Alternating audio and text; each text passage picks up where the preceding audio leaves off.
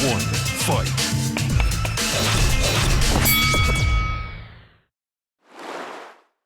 안녕하세요. 박종훈의 경제한방입니다. 이제 두물머리 빈센트 작가님과 함께하는 4부 순서, 마지막 순서를 함께 할 건데요. 근데 이제 제가 책을 보면서 넥스트 책을 보면서 약간 놀랬던 게 지난 30년과는 좀 차원이 다른 위기가 온다 이런 내용이 있길래 좀 걱정이 됩니다.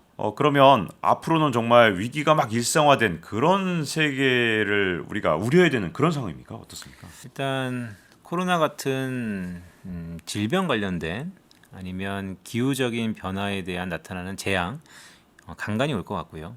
왜냐하면 이미 시작됐다고 보고 있고, 하지만 좀 더 현실적으로 말씀드리면 국가 간의 이데올로기의 경쟁을 넘어서 이제는 패권 경쟁이 좀 더 빈번하게 나타날 가능성이 높다고 보고 있습니다. 최근에 나타나는 러시아와 우크라이나발 사태는 거기에 시작에 불과하다라고 보고 있고, 그것을 저는 책에서는 이제 그 미국의 안보 자산의 변화, 그러니까 미국이라는 큰 패권국이 국가 안보랑 바꿀 수 있을 만큼 가장 중요한 자원으로 생각했던 게 최근에 바뀌었습니다. 과거 석유에서 반도체로. 자, 이게 바뀌었다는 것은 뭐냐면 그 관련돼서 정치, 사회, 문화 모든 것들이 바뀔 가능성이 높기 때문에 이게 바뀐 지 불과 1, 2년밖에 안 됐거든요. 그러니까 과거에는 많이 바뀌었었죠. 하지만 그걸 천명한 것은 1, 2년밖에 안 되기 때문에 이 변화가 앞으로 불러올 위협과 또 다른 기회는 우리에게 엄청난 대비를 필요로 한다고 보고 있습니다. 반도체가 앞으로 미래의 어떤 전략 자산처럼, 그리고 또 심지어 국가 안보가 걸려 있는 것처럼 이렇게 보고 있는 건 우리가 여기에 강점을 갖고 있기 때문에 분명히 좋은 일인 것 같기도 해요. 근데 또 생각해 보면 미국이 그러면 이것조차도 다 갖겠다고 나섰을 때 과연 우리는 어떻게 대응할 것인가, 이런 걱정도 듭니다. 어떤 쪽으로 이 반도체 산업에 대한 시각이 바뀐 걸 우리가 파악해야 되는지가 좀 궁금해지는데요. 이런 비유를 좀 드릴까요? 21세기 산업의 쌀이 반도체. 그렇기 때문에 물론 뭐 유럽 사람들은 밀을 많이 먹는다라는 조크도 있지만 이 반도체를 가장 미국이 국가 안보로 이젠 정했는데 우선순위가 석유보다 더 위로 올라가는 것이죠. 그 이유는 뭐 여러 가지 이런 게 있습니다. 미국에서 셰일이 나왔기 때문에 더 이상 석유에서 좀 자유로워졌다는 측면이 반도체가 석유로 누르고 1위로 있었던 가장 큰 요인 중에 하나고요. 두 번째는 최근에 패권 경쟁을 보면 중국이 전 세계에서 산업의 기반의 헤게모니를 잡기 위해서 반도체 굵기라고 천명했고, 그게 시진핑 주석의 또 다른 방향성이었는데 그것을 어느 정도 꺾기 위해서 또 반도체를 선택했다라는 얘기도 있고, 그런데 더 나아가서요. 미국의 경제랑 많이 열부돼 있습니다. 미국 경제가 한 단계 레벨업하기 위해서는 현재 서비스업 중심의 미국 경제가 제조업 쪽으로 바뀌어야 되는데, 그렇다고 과거 1960, 70년대처럼 굴뚝 경제 제조업으로 가기에는 생산성도 그렇고 산업 구조도 맞지 않습니다. 그렇다면 21세기형, 22세기형 제조업으로 바뀌어야 되는데, 그렇다면 반드시 가장 코어 기술이라고 할 수 있는 반도체를 생산해야 된다는 것이죠. 그런데 반도체 산업을 딱 놓고 보니까 사실 전 세계에서 반도체를 가장 먼저 만들었던 것은 미국의 인텔이었습니다. 1960, 70년대 거의 인텔이 전 세계를 좌우했죠. 최초로 개발했고 최초로 상용화했고요. 그런데 어느덧 딱 보면 반도체 그러면 삼성전자와 대만의 TSMC, 하이닉스 뭐 이런 것처럼 더 이상 인텔이 반도체를 생산하지는 않고 있어요. 물론 반도체 안에서 보면 생산단에 있는 파운더리, 또한 R&D 쪽에 있는 팹리스, 이렇게 크게 나눌 수 있는데 여전히 이 R&D 단에서는 미국이 잘하고 있죠. 하지만 이 생산도 상당 부분 공정이 미세 공정되면서 되게 중요해졌는데 미국이 그걸 하지 못하고 있다는 것입니다. 그래서 미국 입장에서는 이것을 과거 인텔이 했던 것처럼 전부 다 해보고 싶다. 자기가 해보고 싶다. 그래서 이 파운더리 업체에 인텔이 기하급수적으로 막대한 자금을 투자하고 M&A를 하고 있고, 그게 최근에 뉴스플로우에서 금융시장에서 핫 이슈입니다. 그런데 이제 삼성전자 입장에서 보면 과거 10년 전에 공부 잘했던 인텔이 다시 와서 공부 한번 한다 그러는데, 물론 바로 잘할 수는 있겠지만 로딩 시간이 좀 있겠죠. 그 로딩 시간이 우리에게는 기회입니다. 절호의 기회. 그래서 이미 삼성전자랑 하이닉스가 그런 쪽에 많이 전략적 구상을 변화를 하고 있는데 그게 좀 쉽진 않다, 생각처럼. 왜냐하면 미국 입장에서는 처음에는 한 10년 동안 공부 쉬었다가 다시 한번 공부 잘하게 하려면 가장 빨리 공부 잘할 수 있는 방법은 공부 잘하는 애를 옆에 두는 겁니다. 그렇기 때문에 현재 삼성전자와 한국의 수많은 반도체 기업들을 옆에 두면서 윈윈하려고 하는 건데, 어느 순간 내가 훨씬 더 공부를 잘하고 이 사람의 조언이 필요 없으면 팽 하겠죠. 그래서 저는 모두에 말씀드렸던 것처럼 그거는 시간 싸움이다. 결국 미국 주도로 이 글로벌 밸류체인이, 반도체 밸류체인이 탑다운이 다 완성됐는데, 그 완성되기 전에 한국의 이 중간 단위의 기술을 갖고 있는 이 삼성전자라 한국의 수많은 반도체 업체도 빨리 바뀌어야 된다라는 말씀을 조심스럽게 드려요. 근데 거기서 한 달 더 나가서 책에는 없는 내용이었지만 반도체의 형태가 좀 바뀌고 있습니다. 인텔이 처음에 반도체를 글로벌 넘버 원이 됐었던 가장 큰 이유는 반도체가 주로 PC나 아니면 노트북에 많이 쓰였기 때문에 그냥 그것에 맞는 반도체를 잘 만들었으면 돼요. 그런데 최근에 삼성전자랑 TSMC가 전 세계의 반도체를 좌지우지할 수 있었던 가장 큰 이유는 옛날보다 반도체가 작아질 수밖에 없었던 가장 큰 이유. 이제는 다 이런 거죠. 셀폰. 네. 네. PC에서 셀폰으로 규격이 작아졌기 때문에 미세 공정 제조업 이런 게 필요했었습니다. 그게 지금 삼성전자가 되게 잘하는 거예요. 근데 앞으로의 반도체는 대부분 어디 들어갈까? 앞으로 반도체 어디 들어갈 것 같으세요? 글쎄요. 어디에 들어갈까요? 좀 네. 셀폰 제일 많이 쓰는 거 아니었나요? 또 다른 게 있나요? 앞으로 반도체는요. 네. 저희 요즘에 차량 고장 나면 네. 네. 요즘에 AS를요. 가서 기계 공유하는 게 아니고 소프트웨어로 다 연결하잖아요. 네. 이제는 반도체를 담을 수 있는 큰 디바이스가 과거의 PC, 노트북에서 이제 셀폰에서 이제는 전기차로 전장으로 바뀌고 있습니다. 네, 엄청 변화가 크겠는데요. 맞습니다. 네. 그래서 삼성전자가 지금 이 셀폰에 들어가는 반도체 칩은 기가 막히게 만들죠. 전 세계 넘버 원입니다. 그럼에도 불구하고 최근에 실적이 좋게 나옴에도 불구하고 6만 전자로 내려온 이유는 금융시장은 그 다음을 넥스트를 원하는 겁니다. 이제는 반도체는 셀폰을 넘어서 자동차에 다 들어가는 것 같은데 그렇다면 삼성전자가 이 자동차를 계속 잘 만들까? 아니면 예전에 PC에 잘 만들었던 인텔이 이거 하고 나섰는데 혹시 인텔이 더 잘 만드는 거 아닌가? 아직은 판단하기에 좀 섣부르죠. 네. 그렇기 때문에 한국은 이제 향수가 있어서 삼성전자가 잘할 거다라고 믿지만 과연 글로벌 투자자들은 그렇게 바라볼까에 대해서 그런 판단의 시기가 지금입니다. 그래서 모두에 말씀드렸던 것처럼 큰 변화의 시기다. 지금하고 똑같은 것만 잘하겠다라고 하는 것은 오히려 디스카운트 요인이라고 보고요. 네. 앞으로 미국의 안보 자산이 과연 이 셀폰에 들어가는 반도체를 얘기하는 것이냐? 전 그렇게 보지 않고요. 미국이 차세대 성장 엔진으로 생각했던 전기차 더 나가서 우주 산업에 들어가는 반도체를 어느 국가, 어느 기업이 잘 만들 수 있을까? 거기가 가장 향후 먹거리이자 투자 포인트라고 보고 있는 것이죠. 그러면 거기에 가장 큰 후보는 역시 인텔인가요? 아니면 뭐 대만에 있는 뭐 TSMC뿐만 아니라 요즘은 뭐 대만에 있는 기업들이 하나둘 뭐 약진을 하기 시작하니까 네, 뭐 UMC도 겁나는 있고 기업들이 하니까요. 많아요. 네. 네. 그러면 뭐 자국 내에서 육성하려고 할 가능성이 제일 크다 이렇게 봐야 될까요? 그래서 미국이 이제 자기가 기술이 없는 것은 옆에서 보고 배우려고 리쇼어링, 외부에 있는 생산 공정 다 미국으로 갖고 와. 그래서 삼성전자 이재용 부회장이 이제 회장이죠.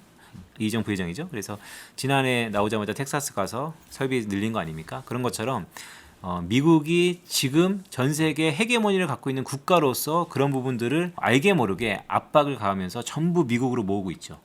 그런데 어떤 기업들은 이런 거죠. 난 정말 미국 가고 싶은데 미국 가면 망한다.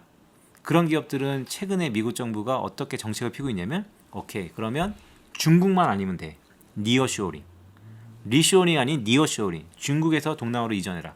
그래서 이런 큰 헤게모니를 보면 미국의 미중 무역 분쟁 아까 패권 경제 말씀드렸잖아요. 어디가 더 잘할 거 아니야. 당연히 지금 헤게모니를 갖고 있는 미국 주도로 갈 거다. 그래서 이런 리쇼링과 니어쇼링 더 나아가서 미국 주도의 글로벌 밸류체인의 완성품을 꿈꾸는 인텔이 최근에 각광받고 있고 그래서 인텔 주가가 최근에 상승 동력을 붙는 거다. 한국의 삼성전자가 이렇게 실적이 좋음에도 불구하고 지지부진한 여러 가지 이유 중에 저는 하나라고 보고 있습니다. 또 한 가지 이제 반도체에 대해서 걱정하는 것 중에 하나는 미중 패권 전쟁이 격화될 경우에 뭐 반도체가 무기가 될 수도 있어요. 우리나라를 지켜주는. 왜냐하면 야 뭐 우리가 뭐 꼭 반드시 수출하라는 법이 있어. 우리도 수출 규제 할 수 있어. 이런 식으로 어떤 무기로 사용할 수도 있지만 또 반대로 걱정되는 것 중에 하나는 아예 뭐 예를 들어 미국에서 중국의 수출을 뭐 어떤 특정 예를 들어 3나노 기술은 4나노 기술은 뭐 하지 마라. 뭐 이런 식의 어떤 하고, 네. 못하게 하는 그런 방식의 또 규제를 걸 수 있기 때문에 이게 반도체가 우리의 무기인 것 같기도 하고 미국하고 중국이 막 싸우면 어떻게 보면 일종의 우리가 피해를 입는 그런 어떤 계기가 될 수 있는 그런 산업이 될 것 같기도 하고 반도체 산업은 과연 우리나라를 지키는 방패인가요? 아니면 오히려 걱정이 될 그런 부분일까요? 동전의 이면이 다 있는 것이죠. 하지만 저는 방패라고 보고 있고요. 그 방패를 방어하는 무기가 아닌 공격하는 무기로 쓸 수 있어야 된다라는 말씀드립니다. 흔히 과거에 전쟁 영화들을 보면 최후에 보르는 방패를 갖고도 사람들이 충분히 공격을 할 수 있는 것이잖아요. 그래서 그렇죠. 저는 방패이자 공격 무기로서 전환돼야 된다라고 보고 있는 것이죠. 네.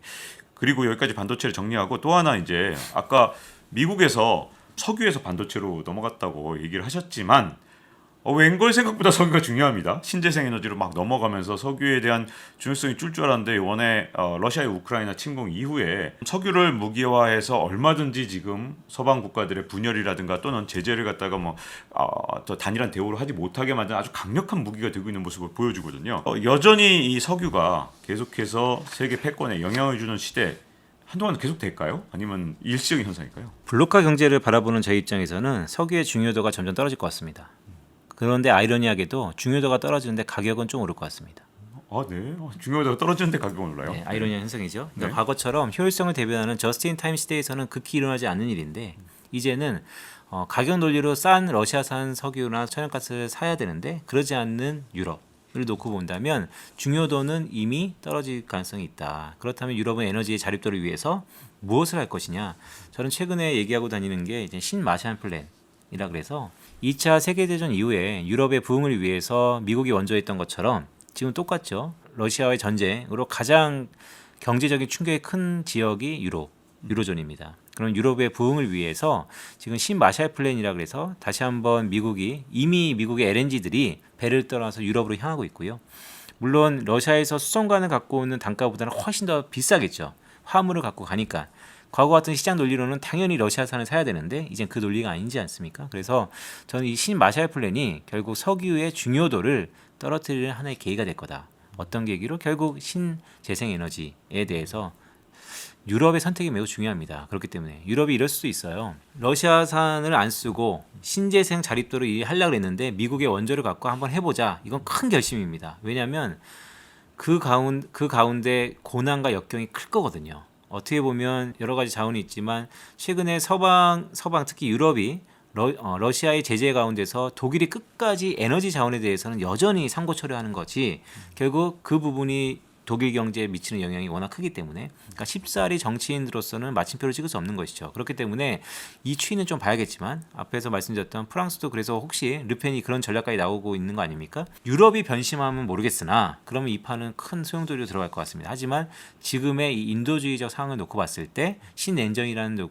취지를 놓고 봤을 때 또한 20세기 성공했던 마샬 플랜의 향수를 놓고 봤을 때 이 신마샬 플랜은 석유의 의존도를 조금 떨어뜨릴 수 있는 하나의 트리거가 되지 않을까라고 조심스럽게 보고 있습니다. 네. 또 이 지난 30년하고는 다른 이 차원의 위기가 온다라는 제목에 정말 가장 제가 걱정을 하면서 봤던 챕터 전쟁 리스크인 것 같아요. 네. 사실 과거 30년에는 선진국이나 또는 유럽 국가의 전쟁은 우리가 생각하지 않았었는데 이번 우크라이나 전쟁은 사실 유럽에서 나다 보니까 그러면 전쟁으로부터 과연 자유로운 나라가 어딜까라는 고민을 하게 만들었고요.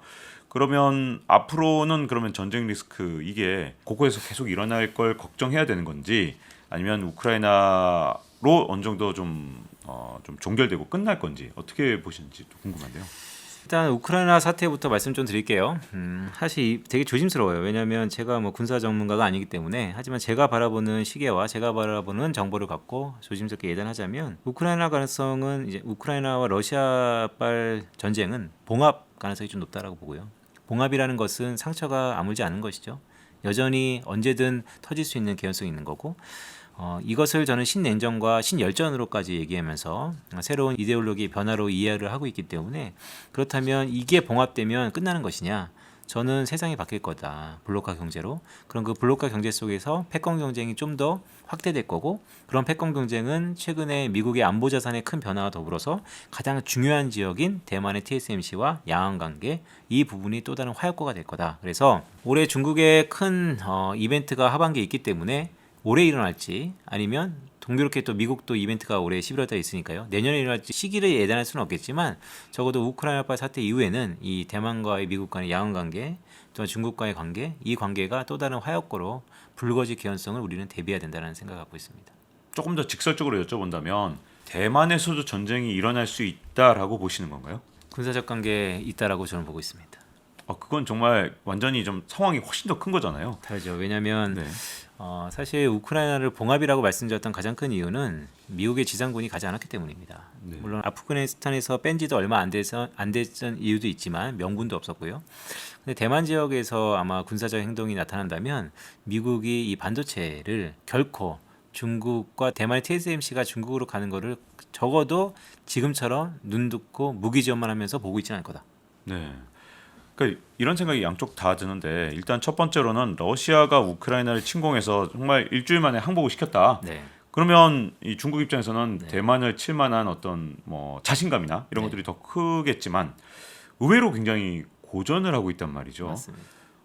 그리고 또 이제 중국이 대만을 보는 시각은 어쨌든 이 러시아하고 우크라이나는 아예 다른 나라, 별개의 나라인데도 이제 다른 나라를 친 거지만 중국이 이제 머릿속에서 이거는 우리는 저 원차이나. 같은 나라야. 네. 네, 원차이나니까 그런 측면에서 이제 전쟁이 더 일어날 가능성이 더 큰 거랑 우크라이나에 비교해서 그다음에 더 작은 부분 이 양쪽이 왔다 갔다 하는데 그래도 최근에 러시아가 우크라이나에서 고전하는 거 보면서 심지어 이건 바다를 넘어서 쳐야 되는데 쉽지 않을 것이다라는 그런 걱정을 중국 정부에 하게 만들지 않았을까 하는 좀 저는 이제 잠깐 혼자서 한번 해봤거든요. 그런 측면은 없을까요? 전혀? 그런 부분들의 서구 언론에서도 보고 있는 것 같아요. 왜냐하면 영국의 유명한 일간지죠, 이코노미스트지의 표지에서도 앞에 푸틴을 내세우고 뒤에 비선처럼 시진핑이 있었던 게 표지에 있었던 것만큼 지금 우크라이나 사태를 가장 좌지우지하는 것은 미국이 아닌 중국일 거다라는 얘기가 있는 것이죠. 그래서 사실 어떻게 예단할 수는 없는 것 같습니다. 저도 쉽사리 이렇게 말씀드리긴 좀 어려운 부분이고요. 단 이번에 이 분쟁은 친냉전이라는 국면으로 이해를 하고 논다면 결국 이 패권 경쟁의 나비 효과라고 저는 보고 있는데 결국에는 이 양황 관계도 이번에 거의 거물대로 골맞다. 그래서 조만간 카운트다운에 들어가는 거 아닌가라고 조심스럽게 보고 있고요. 그게 꼭 어떤 3차 대전이나 국제적인 현상으로 이어질지는 저도 잘 모르겠습니다. 하지만 적어도 우크라이나발 사태보다는 좀 더 심각하게 갈 개연성이 있다는 것을 우리가 대비해야 된다는 생각하고 있습니다. 지금 뭐 진짜 30년 과거 30년하고 지금 앞으로 펼칠 30년이 완전히 다를 것 같아서 굉장히 걱정되는데 우리나라는 과연 어떻게 대응을 하는 게 현명한가요? 이 진짜 앞으로 좀 쉽지 않을 것 같은데요. 어떻게 해야 됩니까? 그러니까요. 저도 그거에 대한 답이 딱 없어서 항상 대안없는 비판일 수 있고 또 화두만 던지고 마무리 못 지는 것 같아서 참 애석하고 근데 제가 또 어떤 뭐 이럴 겁니다라고 얘기한들 또 어떤 임팩트가 있을까 뭐 이런 여러 가지 생각이 있습니다. 근데 조심스럽게 좀 말씀드리면 그래서 제가 실리 외교라는 말씀을 계속 드려요. 결국 우리에게 그런데 이전과 달리 역사적으로 이만큼 우리에게 주도권이 있은 적이 없을 거다. 결국 전 세계 1등 국가가 국가 안보랑 바꿀 수 있는 가장 큰 자산을 반도체라고 천명했고 그 반도체의 가장 기술력이 높은 것을 우리가 갖고 있는데 이것을 얼마나 레버리지하면서 가져갈 수 있을지는 우리의 역량에 달려있다는 것은 자명한 현실입니다. 그렇기 때문에 다 이제 실리 외교라는 것 계속 말씀드리는 게 그동안은 경제는 조금 중국 쪽에 안보는 조금 미국 쪽에 그러면서 약간의 이젠 이랬다 저랬다 국면에 따라서 근데 이제 그런 시기는 거의 끝났다고 보고요. 이제는 한쪽을 선택하자면 어느 쪽을 선택해야 되는 건가? 그러면 사실 국가 다음에 경제가 있어야 되느냐? 경제가 있어야지 국가를 지킬 수 있느냐? 여러 가지 논의가 좀 있어야겠지만 분명히 예단할 수 없는 것 같습니다. 하지만 이제 선택의 기로는 분명히 오고 있다라는 말씀드립니다. 개인 차원에서는 어떻게 대응해야 되나요? 저요. 제가 군대를 해병대를 나왔는데요. 네. 네. 그래서 저는 뭐 국가 간을 놓고 봤을 때 네. 우리의 존재 유무가 있어야지 경제도 그 다음에 있을 것 같아요. 그런데 그렇다고 지금 이제 그거는 약간 이데올로기적 생각인 것 같고 현실적으로 보면 힘이 없는데 어떻게 국가를 지킬 수 있냐. 우크라이나를 보면 딱 알 수 있죠. 결국 우크라이나가 힘이 있었다면 이런 일이 벌어지지 않았을 겁니다. 그래서 경제가 먼저냐, 뭐 국방이 먼저냐 이런 게 좀 있지만 근데 또 다른 한 발짝 더해서 이분법적 논리를 떠나서 우리 자립도 측면에서 보자. 경제가 좀 더 자립도가 힘든 것이냐, 국방이 힘든 것이냐 이거에 대한 셈이 좀 여실하게 필요할 것 같아요. 어떤 한순간에 전문가가 얘기해서 이렇게 하는 것보다 국민 전반적인 물음을 좀 한 번쯤은 우리 스스로를 점검해야 될 필요가 있어야 된다고 생각하는데 저는 뭐 둘 다 자신이 없지만 경제는 그래도 자립도가 있지 않을까? 그래서 국방도 물론 자립도가 있지만 국방부터 먼저 중요시 여기고 그 다음에 경제는 그 위에 전략적인 측면에서 접근하면 되지 않을까 하는 생각도 갖고 있습니다. 네. 자 이렇게 말씀을 듣다 보니까 무려 4편에 걸쳐서 정말 장시간에 걸쳐서 좋은 말씀을 해주셨고요. 두물머리 빈센트 작가님 그리고 김두원 이코노미스트 팀이기도 하시죠. 네. 네네. 이렇게 넥스트 책을 기반으로 해서 장장 4편에 걸쳐서 좋은 말씀을 들어봤습니다. 이렇게 나와주셔서 감사드립니다. 네. 고맙습니다. 네. 잊지 말고 좋아요, 알림 설정, 구독 해주시면요. 다음 시간에 또 좋은 얘기로 찾아뵙도록 하겠습니다. 감사합니다. Round 1, fight.